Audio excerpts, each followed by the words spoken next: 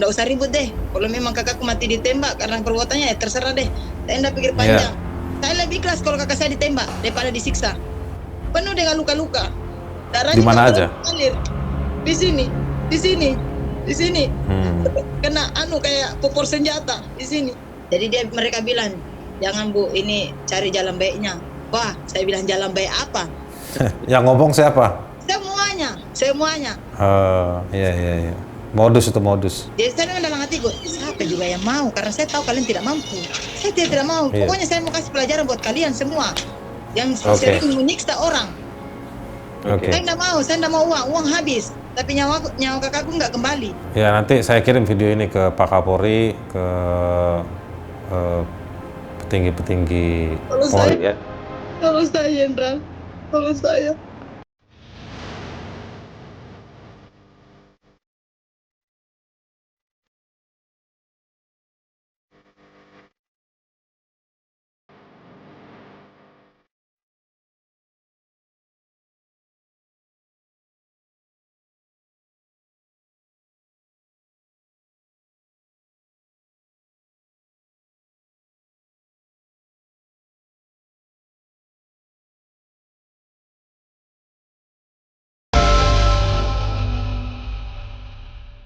Halo orang-orang baik sekalian, kita ketemu lagi di Kenalpot, kanal podcast untuk orang-orang terpinggirkan.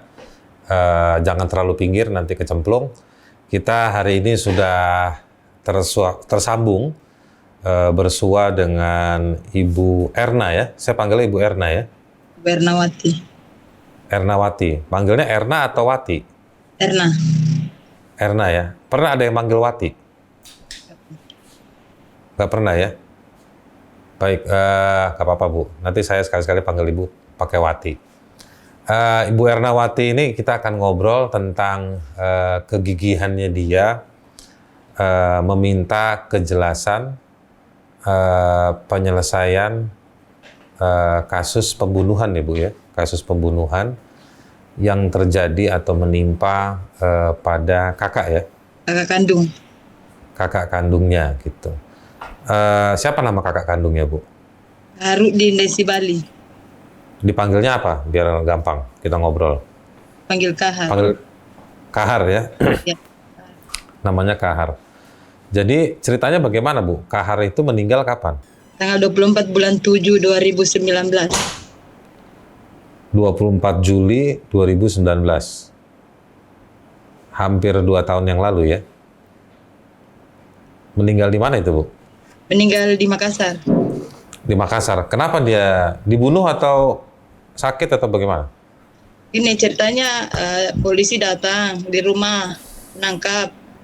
Katanya kakak saya punya kasus. Tapi dia aparat itu nggak ngasih tahu kasus apa. Nah, dia cuma bilang ada kasusnya, kasus apa. Setelah itu dia nggak bilang apa-apa tanpa ada surat penangkapan. Langsung mengambil. Diambillah motor kakak saya 3 unit, barang-barang yang dalam rumah diambil semua. Bahkan helm pun nggak ada sangkut pautnya, diambil semua juga. Jadi siapa tuh Kahar dan barang-barang atau harta bendanya diangkut juga pada hari yang sama? Pada hari yang sama, tapi tidak diberitakan di media. Dituduhnya apa? Aja yang diberitakan. Yang jelek-jeleknya. Dituduhnya apa di media? Itu waktu menangkap nggak bilang apa-apa, nggak kasih tahu, bilang kasus pencurian nggak. Nanti setelah di Bayangkara saya jemput mayat, baru dia memberitahukan. Itu pun yang memberitahukan pihak rumah sakit Bayangkara. Aibda memberitahukan saya. Waktu di rumah si Kahar waktu ditangkap oleh polisi, di rumah ada siapa aja? Ada ada teman wanitanya. Ada teman wanitanya. Ya. RT warga sekitar ada juga. Yang punya rumah, yang pemilik rumah. Yang pemilik rumah. Iya, Ibu Hayati. Ibu Hayati. Jadi ada surat-suratnya nggak tuh waktu itu? Ada semua. Tapi kan waktu penangkapan nggak diperlihatkan karena bukan di rumah almarhum, di rumah Kahar yang di Grebe, bukan rumah teman wanitanya. Oh, jadi surat-surat penangkapannya tidak diberikan kepada Kahar. Udah, dari sampai sekarang nggak ada. Nah, itu tanggal 24 Juli itu penangkapannya atau pembunuhannya? Eh, Penangkapannya langsung meninggal, nggak sampai 3 jam. Waktu di rumah ditembak? Nggak ada tembak, nggak ada, cuman penganiayaan, cuman jambak rambut. Setelah itu Oh, jadi perempuan itu Hayati bilang jangan dianiaya Pak, bawa aja ke kantor tak, Pasar Makassar, bawa aja ke kantor kalau memang dia bersalah. Jadi dia dibawa. Jadi saya lihat di CCTV itu jam 7:23 kakak saya keluar dari rumah Hayati. Setelah itu ada berita di media jam 3 sore. Tapi sebelumnya bahwa saya sudah cari kakak saya nyari. waktu berita itu jam 3 sore, beritanya bilang apa? Beritanya bilang seorang pencuri apa itu namanya meninggal. Gak tahu, pokoknya yang beritakan itu saya nggak lihat langsung, tapi keponakan. Dia bilang saya lihat di FB, nggak tahu apa judul beritanya. Sampai sekarang saya nggak komunikasi sama mereka. Tapi yang jelas Hayati itu saya sementara kakak saya diambil jam 7:23, jam 9 pagi si Hayati datang ke rumahku memberitahukan bahwa kamu ditangkap jam 7 pagi tadi. Setelah itu karena saya punya bayi pada saat itu masih bayi 4 bulan, jadi saya tunggu anakku yang paling tua. Jadi jam 1 siang baru saya cari kakak saya. Jam 1 siang saya cari, saya keliling ke posko mereka. Salah satunya itu posko Tim Sus Polda Sulsel. Saya cari ke Resmo Polda Sulsel. Ternyata kakak saya temukan, saya lihat kendaraannya yang disita itu yang 3 di posko Resmo Polda Sulsel. Jadi saya bilang, Pak, kakak saya ditangkap di sini Pak ya, karena ada motornya di sini yang ditangkap pagi-pagi. Saya bersama Hayati itu. Terus polisinya bilang apa? Salah satu oknum polisi itu dia mewakili seluruh, karena yang nangkap kakak saya jam 8 pagi itu sudah aplos, sudah lepas piket. Jadi dia mewakili. Dia bilang sama saya, nggak perlu saya sebutkan namanya nggak Pak? Terserah Ibu, boleh nggak apa-apa, nggak ada masalah. Saya baru tahu namanya Pak. Dia bilang sama saya, dia bilang kakak Ibu sementara pengembangan. Itu pukul itu menunjukkan pukul 14:12 dan 2 siang. Dia bilang sama saya sementara pengembangan. Tapi dia nggak kasih tahu kakak Ibu ada di mana? Enggak, karena dia bilang begini, saya nggak ikut campur Bu, karena bukan tim saya yang menangkap. Sekarang Ibu udah tahu timnya siapa itu yang nangkap? Tim 1 di Reskrim Polda ya?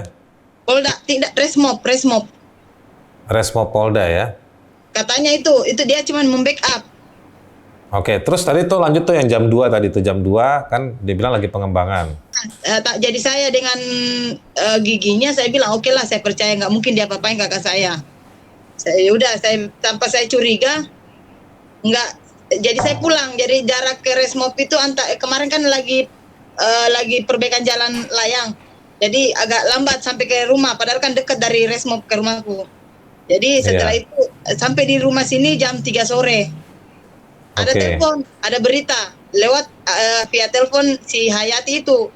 Ponakannya menelpon, bilang, Kahar sudah meninggal, mayatnya ada di Bayangkara. Dan gitu. Jadi sebentar kan saya lagi jalan berdua di atas motor, mengendarai sampai pas depan rumah sini. Dia bilang, langsunglah saya berangkat ke ini, enggak langsung gemetar, saya langsung berangkat ke Bayangkara. Saya berangkat ke Bayangkara, jadi saya tiba di Bayangkara itu jam 3:30 sore pada asar. Jadi saya ke sana, saya tidak diperlihatkan mayat, enggak. Saya langsung histeris, otopsi. Saya bilang gitu, otopsi. Bilang, sini Bu, saya kenal Ibu, itu Aibda. Bilang begitu sama saya, dapat saya bertanggungjawabkan. Dia bilang begitu sama saya. Dia bilang, Bu sini Bu, kenapa Pak? Ini harus otopsi ini. Kenapa bisa mati kakak saya? Kamu kan ambil baik-baik dalam keadaan sehat. Tidak Bu, Ibu kesini dulu saya jelaskan. Ini kemungkinan Bu, narkoba Bu. Mati ini Bu, pokoknya begitu. Jadi tanpa saya curiga karena polisi yang menjelaskan kan, ya saya tidak mungkin saya mau nggak percaya. Saya harus percaya karena polisi bicara begitu. Ya udah saya percaya tanpa tanpa pertanyaan yang banyak. Saya cuma minta satu, Pak bisa ndak? Saya minta barang bukti. Kan untuk apa dilanjut lagi kasusnya, kan sudah meninggal. Iya. Seandainya Bapak bisa bantu saya, tapi ternyata tidak diidahkan permintaan saya itu. Dia cuma bilang, oke Bu, saya sampaikan dulu sama Kapolres Sinjai, apa beliau mau kembalikan barang-barangnya. Itu pun saya bilang, tolonglah saya Pak, bantu saya. Jadi saya bilang, iya Bu, saya usahakan Bu. Nah, jadi saya tanda tangani lah surat permintaan barang bukti. Itu yang saya tanda tangani, nggak ada saya tanda tangani apapun. Jadi setelah itu saya bilang, Pak, kakak saya mati apa? Bilang, Bu, ada luka tembak di lutut. Itu saya sudah bersihkan Bu. Terus saya juga sudah belikan pakaian sarung untuk menutupi mayatnya. Dia bilang begitu. Oke, saya pikir iyalah, mungkin dia perhatian lah, nggak mungkin dia mau sia-siakan apalagi kan sudah meninggal. Saya bersyukur pada saat itu. Setelah itu tanpa curiga saya balik, jadi Pak bisa enggak saya lihat dulu mayatnya, kasihan karena jangan sampai hilang jantungnya, karena kan ada kejadian begitu katanya kalau bisa hilang apa begitu, pokoknya saya takut organnya ya. Jadi setelah itu tidak Jibu, bicara Makassar kan, tidak Jibu, enggak apa-apa Jitu kata, cuman itu Bu, cuma luka tembakan di lutut. Yakin Pak, tidak ada kekurangan apapun? Tidak Bu, masa saya mau kasih begitu Ki? Ya, ini juga Bu ada uang. Saya enggak tahu berapa jumlahnya. Jadi di amplop itu dia uang. Dia bilang, ini uang apa Pak? Memang kalau pelaku terus dibunuh bisa dapat duit ya? Tidak Bu, ini untuk bela sungkawa Bu. Ini dari pihak rumah sakit Bayangkara Bu kasih. Kita minta sumbangan sama perawat semua. Oh saya bilang, oh baiklah. Jadi perawat ditodong untuk disuruh sumbang ya? Tunggu dulu, ya panjang ceritanya. Setelah itu ternyata bukan uang itu. Ternyata yang kasih itu saya sudah diberitahukan sama pelaku sendiri. Saya ketemu di Polda bahwa ternyata uang itu bukan uang dari rumah sakit. Itu kebohongannya Aibda. Ternyata bukan dari rumah sakit itu, dari Polres Sinjai kasih uang 100.000 itu. Saya nggak tahu nilainya berapa. Saya lihat jadi bukan saya ngambil, perempuan Hayati yang ngambil. Iya. Ya, setelah itu tanpa saya, dia bilang, Pak, enggak usah diotopsi Bu, enggak apa-apa jika kata Bu. Oke, saya tanpa ini tidak ada rasa curiga saya di rumah sakit Bayangkara, enggak ada sedikit pun. Tapi memang saya berusaha, Pak bisa lihat mayatnya Pak. Jangan Bu, nanti di rumah Bu, baru kita lihat. Sudah ada di ambulans Bu. Dia bilang, nanti bau Bu. Pokoknya saya nggak pikir panjang. Jadi itu terus, apa memang kesalahannya kakakku Pak? Ini Bu, LP-nya ada 8. Kakaknya katanya mencuri uang. Mencuri uang apa? Di depan kantor BRI katanya. Oke. Karena saya pikir itu tugas polisi, saya nggak pikir banyak. Terserah. Saya tekankan di sini, saya nggak pernah membela perbuatan almarhum. Saya nggak pernah bela. Kalau memang dia bersalah, silakan diproses secara hukum. Iya. Jadi tanpa saya ini, saya pikir mungkin karena ditembak. Saya pikir mati itu ditembak betul, karena ditembak dia mati, itu pikirku. Udah saya pulang ke rumah, saya sampai di rumah sekarang saya tidak tahu, saya tidak sempat melihat mayatnya di Bayangkara, dan saya sudah bilang jangan ribut Bu, jangan ribut, banyak media di luar nanti dengar. Bukan ibu dia sendiri loh yang bahas, saya tidak pernah ngomong saya ini Bayangkara, enggak. Si oknum Aibda yang bilang sama saya, Ibu jangan ribut, banyak di media di luar. Ibu kan Bayangkari. Saya tahu Ibu, saya kenal suami Ibu. Tanpa pikir panjang, saya pikir, oh iya, saya Bayangkari, saya nggak boleh mempermalukan instansi ini. Pikir begitu, nggak usah ribut deh. Kalau memang kakakku mati ditembak karena perbuatannya, ya terserah deh. Saya nggak pikir panjang. Saya lebih ikhlas kalau kakak saya ditembak daripada disiksa. Akhirnya saya sampai di rumah duka, jaraknya karena saya pikir saya pulang dulu memberitahu kepada anak saya bahwa pamannya sudah meninggal. Saya urus dulu nak. Jadi saya sampai ke rumah duka itu pada maghrib, jadi nggak sempat sholat maghrib di rumah. Buru-buru saya ke rumah duka. Di rumah perempuan itu sengaja saya sengaja saya sengaja taruh di rumah itu karena kan di situ diambil. Takutnya ada apa-apa kan?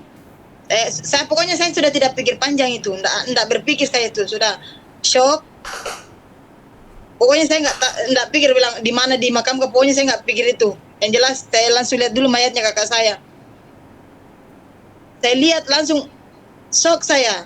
Kakak saya Kenapa? penuh dengan luka. Kondisinya bagaimana? Penuh dengan luka-luka. Darahnya Di mana aja? Mengalir. Di sini. Kena kayak popor senjata di sini. Oke. Terus di mana lagi?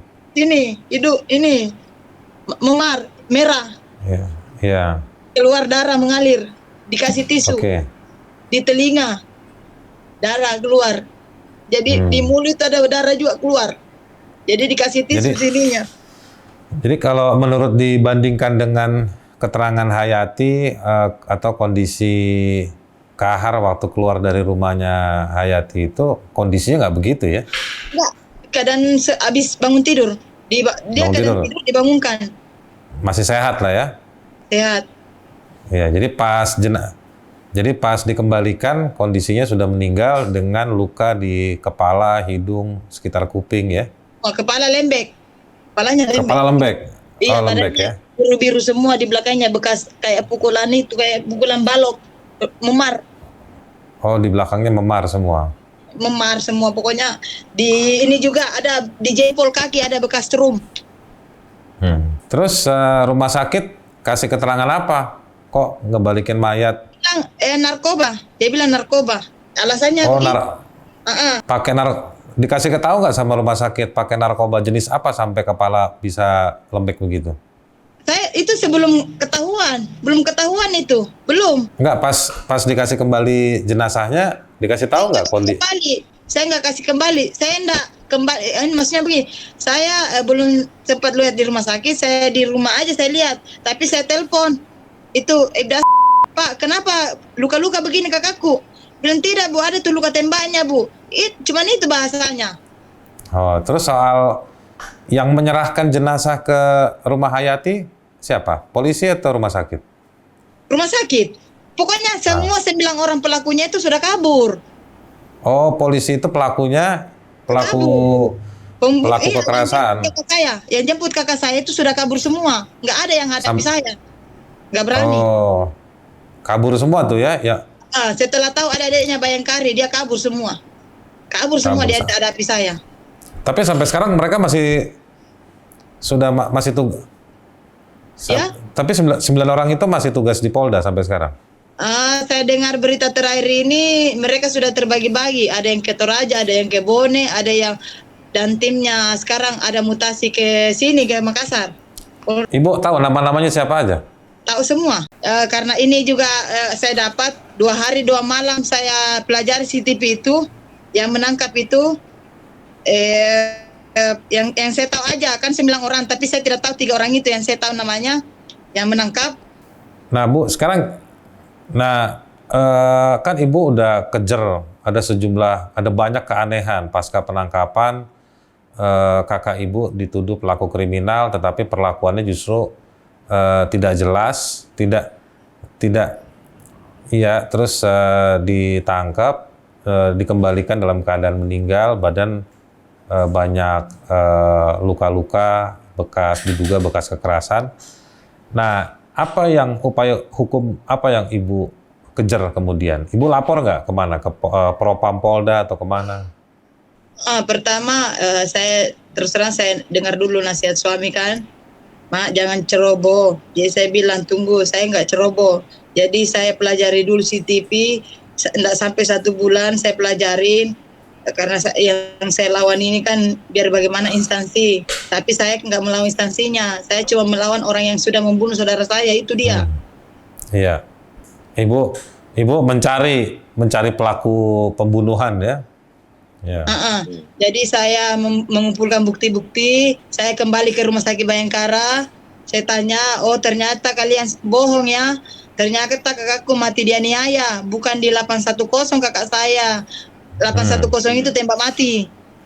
Oke. Jadi kakak saya itu, kalian beritakan di 810, akhirnya si pencuri telah di 810, padahal kalian bohong di media-media. Rumah sakit bilang apa? Rumah sakit bilang itu mati ditembak dan bilang mungkin gara-gara narkobanya Bu. Dia bilang Enggak, Ntar dulu sebentar. Waktu ibu datang ke rumah sakit, ibu tanya kenapa kamu berbohong, rumah sakit itu bilang apa? ih siapa yang berbohong Bu? Kita memang bilang kemungkinan narkoba Bu, kemungkinan. Kenapa kau mau bilang kemungkinan? Nah, kau bilang sama saya, betul ini narkoba Bu, mati narkoba saudara rata. Makanya saya percaya kok. Saya bilang begitu, saya sudah tidak hargai dia. Makanya saya percaya. Kenapa pihak rumah sakit bohong-bohong sama saya? Oh, kalian tidak takut apa? Dia bilang silakan Bu melapor. Kalau kita juga tidak akan takut untuk menjelaskan. Terus kenapa sekarang? Oke, bagaimana hasil visum? Bagaimana hasil visumnya? Jadi rumah sakit, iya sebentar. Jadi rumah sakit bersekongkol ya sama polisi menutup fakta. Nah, terus dari rumah sakit ibu kemana lagi? Ke rumah sakit, saya langsung menyurat, langsung ke tempat print ngetik, minta menyurat Bukan. Maksudnya ibu melapor kemana lagi? Menyurat dulu Pak. Saya menyurat dulu Ke siapa? Pak Kapolda Sulsel. Siapa waktu itu Kapolda? Pak Amidin, nggak tahu apa pangkatnya, yang jelas itu Pak Kapolda lagi menjawab Pak Amidin yang saya tahu. Oke. Terus dijawab nggak surat ibu? Diserahkan di Kabak Sidik untuk dilidik. Oke. Hasilnya? Hasilnya mereka cuma mau mendamaikan. Mau mendamaikan? Mau mendamaikan dan oknum Ibda itu menawarkan uang dari Pak Kapolres katanya. Menawarkan uang ke? Saya. Berapa? Nggak tahu berapa nominalnya, tapi yang jelas itu kesepakatannya untuk uang itu. Bukan uang bayaran katanya, bukan cuman uang apa bela sungkawa atau bagaimana, begitu kata bahasanya. Tapi saya bilang, saya cuman mancing mereka, oke. Oh berarti kalian mau bayar saya. Dia bawa uang di dalam tasnya. Tapi saya langsung bilang, begini Pak, kalau memang Bapak berbuat, silakan dipertanggungjawabkan. Karena Bapak kan sudah jago membunuh orang yang tanpa melawan. Jadi kalau memang Bapak jago, ya udah jalanin. Apa yang saya laporkan ya jalanin. Tapi ternyata saya dipermainkan. Ada 6 bulan saya di situ digantung, disidik. Lapor ke Kapolda, Kapolda minta ke penyidik ya? Ya, dilidik, sidik, Kabak Sidik.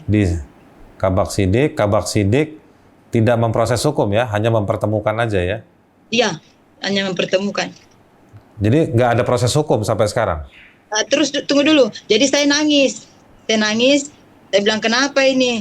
Kakak saya mati sia-sia dong. Bagaimana ini? Jadi ada salah satu oknum yang baik, Propam, arahkan saya. Kenapa Bu? Jadi saya jelaskan kronologinya. Begini Pak, kakak saya dibunuh. Terus sampai sekarang saya menyurat tapi nggak disuruh mengadu, nggak disuruh kemana-mana, saya nggak dikasih saran, nggak apapun. Pokoknya nggak ada, digantung lah kasus ini. Jadi saya seakan-akan ini nggak tahu apa-apa. Yang harusnya kemana-mana saya nggak tahu. Jadi akhirnya Bapak itu bilang sama saya, begini Bu, lapor aja langsung, lapor resmi di Propam. Saya melapor lah di Propam 2020 Desember. Saya melapor, baru saya melapor itu. Padahal saya udah menyurat, nggak diarahkan juga melapor kemana-kemana, nggak ada yang ngarahin saya. Jadi si Kapolda maupun di bagian Kabak Sidik tidak mengarahkan kemana-mana ya? Nggak. Jadi mereka diem aja ya terhadap kasus dugaan 9 orang polisi yang melakukan penganiayaan atau penyiksaan kepada kakak Anda ini ya? Iya, nggak ada arahan. Jadi saya Jadi setahun setengah baru Anda ketemu satu polisi yang baik di Polda mengarahkan untuk lapor di Propam. Siap, iya. Baru saya melapor. Hasilnya? Jadi saya diproses terus sampailah ke Paminal laporan saya. Oke. Sampai ke Paminal. Jadi saya Pak Heri pada saat itu, saya nggak tahu apa pangkatnya, yang jelas namanya Pak Heri Paminal. Dia yang nangani kasus ini. Jadi dia sidik dan dia menemukan surat penolakan otopsi dari Bayangkara. Katanya saya sendiri yang menolak otopsi. Oh, surat itu palsu dong? Walau alam, karena saya juga tidak pernah menandatangani. Tapi mereka bilang saya sendiri tanda tangani dengan foto saya yang dia lampirkan. Tapi dia tidak melampirkan surat yang saya tanda tangani, enggak ada foto saya untuk cuman tanda tangan muka saya, tapi surat yang saya tanda tangani itu tidak ada. Berarti selain melakukan dugaan tindak pidana penganiayaan, mereka juga melakukan tindak pidana pemalsuan dokumen ya? Siap, iya, dan saya sudah laporkan. Jadi udah laporkan juga pemalsuan dokumen itu? Itu pun saya baru ada yang kebetulan senior saya sudah jadi pengacara. Itu yang Ibu nggak laporin juga percobaan penyuapan itu? Ibu kan mau disuap tuh pakai uang damai itu. Ibu laporin aja juga si kabak opsnya tuh, kabak kaops. bukan penyidiknya, anak buahnya. Penyidiknya. Jadi laporin sekalian tuh Bu soal percobaan nyuap Ibu untuk tidak meneruskan kasus ini. Itu bukan uang damai. Panjang ceritanya. Jadi terus ada lagi banyak, ada yang nawarkan saya uang juga sampai dia fitnah saya penyidik. Jadi saya setelah saya ke Propam Paminal, setelah Paminal mengarahkan saya, dia bilang, ibu serius mau otopsi, kalau memang ibu mau otopsi laporkan pidananya. Nah, saya kan pikirku kalau sudah sampai Propam kan sudah berarti mereka sudah tindak lanjuti masalah pidananya, kan saya tidak tahu. Jadi dia sendiri yang mengarahkan saya untuk melapor pidananya di SPKT. Jadi saya melapor di SPKT itu tanggal 15 Februari 2020. Saya melapor. Jadi setelah itu di BAP diproses bersama penyidik. Setelah diproses digelar perkara tanggal 4 bulan 6 2020. Terjadi gelar perkara. Jadi gelar perkara itu bahasanya apa? Dan saya sudah bisa jabarkan sendiri bahwa memang mereka sudah bersalah. Jadi mereka itu yang semua hadir itu, saya nggak hafal nama-namanya. Yang jelas ada petinggi-petinggi Polda Sulsel yang hadir mewakili semua bagian ditkum apa pokoknya nggak ngerti saya. Pokoknya ada semua di situ. Yang berpangkat tinggi, kompol semua ada. Jadi dan salah satu juga penyidik ada, perwakilan penyidik ada semua di gelar perkara itu. Jadi termasuk Ibda hadir juga. Jadi mereka bilang, terus apa permintaan Ibu Erna untuk kasus ini? Saya bilang, permintaan saya, apapun perbuatannya si ini Pak, minta maaf Ibda. Saya bilang, kalau memang dia salah sudah diproses Pak. Jadi mereka bilang, jangan Bu, ini cari jalan baiknya. Wah, saya bilang jalan baik apa? Yang ngomong siapa? Semuanya. Iya. Modus itu modus. Nah, setelah itu tanggal 18 bulan 6 saya ditelepon jam 11 siang sama penyidik Pak. Iya. Penyidik saya kan ini yang tangani di pidananya, bukan Paminal, bukan Propos. Jadi dia bilang begini, Bu, jadi sementara digelar perkara dulu. Tanggal 4 itu dia bilang, Bu, apa kira-kira yang Ibu akan sampaikan sama Ibda, karena ini sementara proses sesi kedua gelar perkara. Sesi pertama kan saya sudah tinggalkan, sudah selesai. Jadi sesi kedua ada katanya. Jadi mereka sendiri yang ngomong sesama polisi. Ya sudah, saya bilang oke. Saya pulang, dia bilang, apa kira-kira jalan baiknya Bu? Nanti saya sampaikan, dia bilang. Saya bilang begini, kembalikan sama Ibda apa maunya. Saya bilang begitu, apa maunya. Jadi setelah itu saya nggak jawab. Dia bilang jangan, nggak usah dijawab dia. Suami saya bilang begitu, nggak usah dijawab. Nanti kamu dapat ini lagi. Dipancing Ibu. Iya, makanya saya bukan. Jadi bilang enggak, terserah, kembalikan saja sama Ibda Sangkal apa maunya. Karena kan saya sudah jelas ngomong sebelum saya keluar dari ruangan gelar perkara itu, saya bilang proses secara hukum yang ada. Kalau memang Ibda terbukti bersalah, sudah. Apa proses hukumnya? Silakan. Saya nggak tahu hukum. Saya bilang saya bukan hakim. Terus akhirnya pas Ibu bilang maunya apa? Mereka bilang apa? Sudah, saya nggak lagi. Nggak ada lagi, dia nggak ada balas. Nah terus, jadi saya bilang tanggal 18 saya ditelepon. Saya kaget. Nah iya Pak, bisa saya bicara Bu dengan kita. Penyidik loh yang nelpon saya, penyidik. Bukan saya. Iya. Penyidik. Jadi, iya ada apa Pak? Bisa kita datang ke kantor Bu? bicara dulu apa mau tak toh. Ini udah jalan terakhir itu. Jadi sudah, saya datang. Tapi saya bukan orang bodoh, Pak. Saya rekam juga. Takut ada apa-apa. Ya itu mungkin itu yang mau dibahas, uang. Berikan sejumlah uang. Dia bilang gini, di sini Bu, saya masuklah ruangannya Pak Asra. Ada Ibdayo di situ, bosnya. Dia bilang, sini Miki Bu, kita bicara berdua.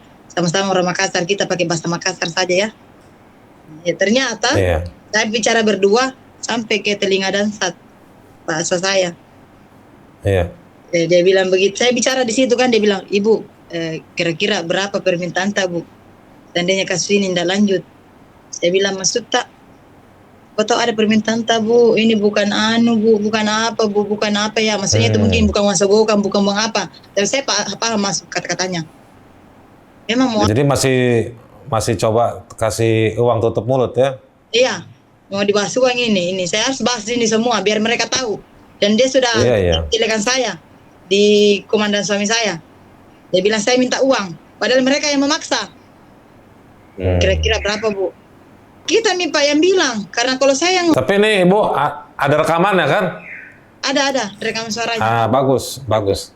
Mereka nggak menyebutkan Pak, nggak menyebutkan. Tapi saya ngomong karena saya tahu mereka nggak mampu. Jadi karena dia juga memaksa soalnya. Saya mau ngomong apa lagi? Saya ngomong nominalnya, nggak ngomong juga dipaksa terus. Jadi saya terpaksa ngomong Bang. Saya bilang ada uang 800 juta. Kira-kira bisa menutup perutku. Karena nyawa saudara saya. Ya saya ngomong 800 juta. Tapi saya memang nggak mau. Karena terus dia bilang apa? Mungkin dia mampu menyiapkan. Dia bilang apa? Jadi saya bilang, iya Bu, nanti saya di mana Bu ambil uang? Tahu sendiri kan, polisi itu berapa juga gajinya. Dia bilang begitu. Jadi saya memang dalam hatiku, siapa juga yang mau? Karena saya tahu kalian tidak mampu. Saya tidak mau. Pokoknya saya mau kasih pelajaran buat kalian semua. Yang sering menyiksa orang. Saya tidak mau uang habis. Tapi nyawa kakakku nggak kembali. Itu. Nah itu setelah 1,5 tahun sampai di tahun 2000 akhir. Sampai sekarang lah. Motor-motor 5 bulan kemudian saya menyurat SP2P minta hasil gelar perkara bagaimana, kasus ini lanjut atau dihentikan. Nggak dijawab. Ada 4 kali saya menyurat di rumah Ruja Pak Kapolda sekarang Pak Merdian Syam. Nggak dijawab atau enggak? Nggak dijawab. Nggak dijawab. Jadi kasusnya sampai sekarang mandek aja nih ya? Mandat. Ya itu yang saya paling ingat kata-katanya lewat telepon Pak penyidik. Dia bilang, berkas Ibu masih di meja pimpinan. Pimpinan siapa? Pimpinan negara atau pimpinan mana? Pimpinan Dirkrimum Polda Sulsel. Oh, di Dirkrimum ya? Ya. Jadi ada di mejanya Dirkrimum ya? Iya. Itu dia bilang. Sampai sekarang tuh ya? Sampai sekarang. Saya ancam itu penyidik, saya bilang Pak, jadi awas Pak ya, jangan sampai Pak Kapolri tahu ya, saya akan menyurat. Saya ancam begitu tapi nggak dibalas. Jadi tanggal 2 bulan 11 kan ada Pak Kapolri datang ke Makassar kunjungan kerja gara-gara ini gempa di Sulbar.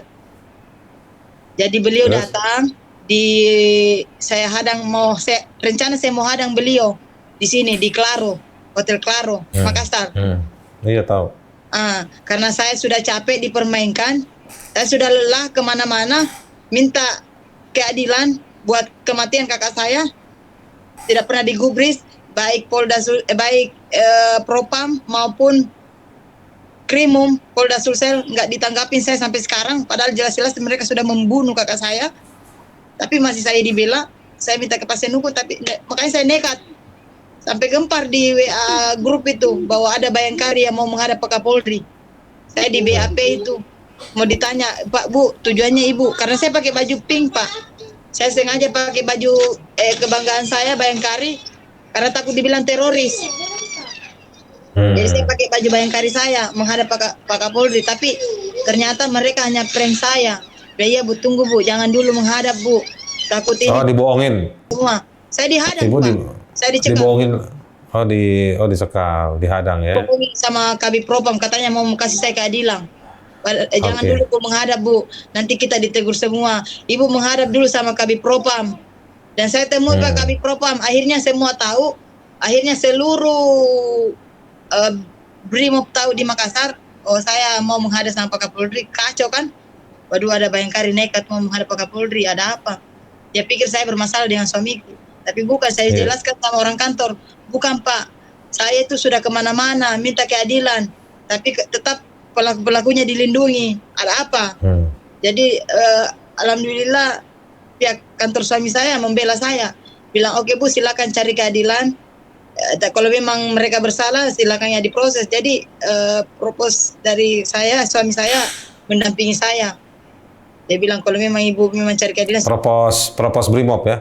Iya, mendampingi saya pada saat itu. Tapi sampai sekarang nggak ada juga. Suami ibu dicekal nggak karirnya? Iya sempat ada isu suami saya mau dipindahkan. Padahal suami saya dari tadi kan saya bicara, tidak pernah suami saya ikut campur. Saya jalan sendiri sebagai adik. Kenapa suami saya selalu dicekal, diapain, kasihan, apa salah suami saya? Suami saya tidak pernah mangkir. Disuruh tugas-tugas. Saya juga sebagai istri, kewajiban saya sudah laksanakan. Saya sebelum kemana-mana saya sudah laksanakan kewajiban saya. Kenapa selalu suami saya yang jadi masalah? Oke, Bu Erna.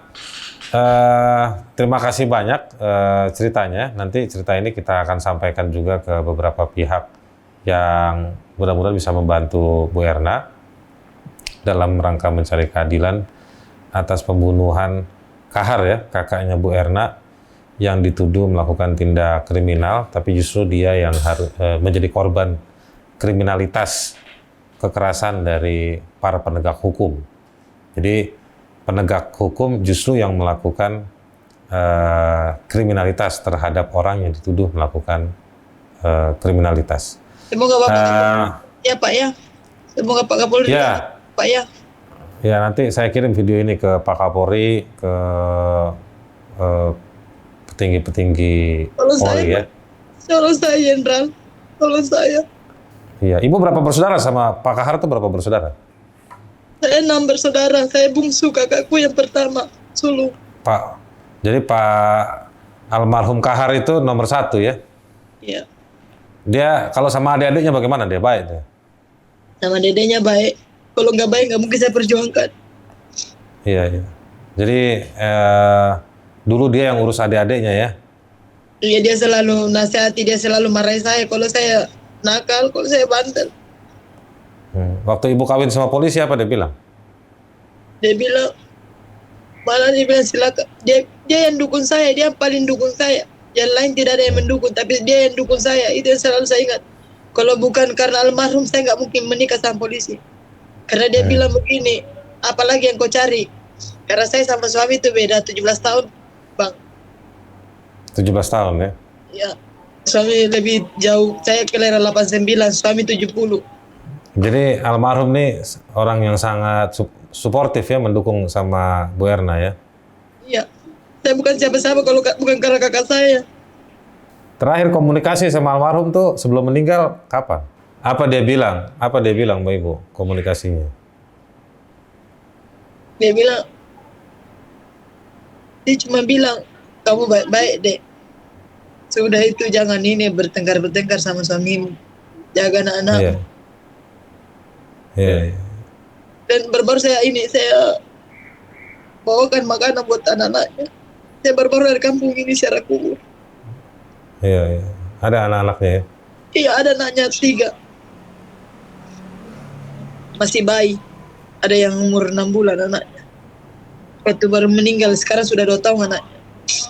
Iya, iya.